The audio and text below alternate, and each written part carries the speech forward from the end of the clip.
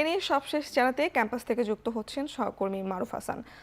মারুফ, syndicate সভা কখন অনুষ্ঠিত হবে এবং শিক্ষকদের কর্মবিরতিতে রাকসু নির্বাচনের প্রচারে কোনো প্রভাব পড়েছে কিনা জানাবেন।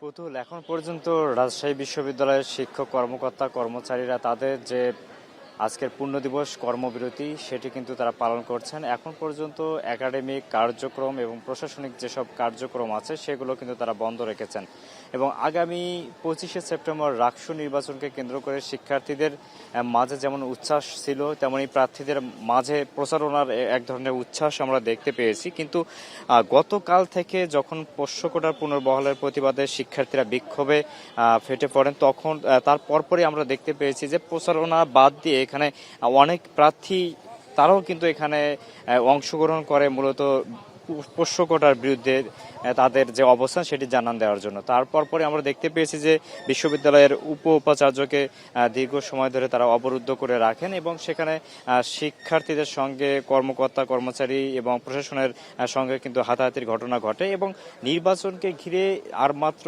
কয়েকদিন প্রার্থীরা প্রচারণার জন্য সময় পাবেন। ঠিক সেই সময়ের মধ্যে এখন দেখা যাচ্ছে যে খুবই মন্থর গতিতে সেই প্রচারণা কার্যক্রম চলছে। আমরা দেখতে পাচ্ছি যে সকাল থেকে কয়েকজন প্রার্থী শুধুমাত্র প্রচারণা কার্যক্রম চালাচ্ছেন এবং এখানে যারা শিক্ষার্থী তাদের সংখ্যাটাও আমরা ক্যাম্পাসে এখন খুবই কম দেখতে পাচ্ছি।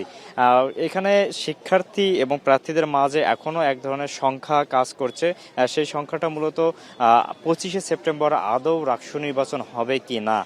তারা আসলে এখন যে জায়গাটিতে আছেন এখানে শিক্ষক কর্মকর্তা কর্মচারী এবং এখানে শিক্ষার্থীরা মুখোমুখি অবস্থায় আছেন এবং তারা বলছেন যে নির্ধারিত সময়ের মধ্যে যদি রাকসু নির্বাচন না হয় তাহলে শিক্ষার্থীরা কঠোর আন্দোলনের ডাক দেবে এবং এদিকে শিক্ষক কর্মকর্তা কর্মচারীরা তাদের যে দাবি তাদের প্রাতিষ্ঠানিক যে সুবিধা সেটি যদি বহাল না রাখে বিশ্ববিদ্যালয় প্রশাসন তাহলে তারা পূর্ণ দিবস কর্মবিরতির সঙ্গে সঙ্গে পরবর্তীতে বিশ্ববিদ্যালয় অচল করে দেওয়ার মতো তারা যে কর্মসূচি আছে সেগুলো তারা নেবেন বলে আমাদের জানিয়েছেন এবং রাকসু নির্বাচনের আগে বিশ্ববিদ্যালয় প্রশাসনের পক্ষ থেকে এই সমস্যা নিরসনের জন্য যে সিন্ডিকেট মিটিংটি ডাকা হয়েছে সেটি আজ বেলা ৩টা নাগাদ হওয়ার কথা আছে বিশ্ববিদ্যালয় উপাচার্যের বাসভবনে। পুতুল, রাজশাহী বিশ্ববিদ্যালয় থেকে বিশ্ববিদ্যালয়ের সার্বিক পরিস্থিতি নিয়ে আমার কাছে এই ছিল সবশেষ তথ্য। পোষ্য কোটা ইস্যু নিয়ে সবশেষ খবর জানাতে রাজশাহী বিশ্ববিদ্যালয় ক্যাম্পাস থেকে যুক্ত ছিলেন সহকর্মী মারুফ হাসান।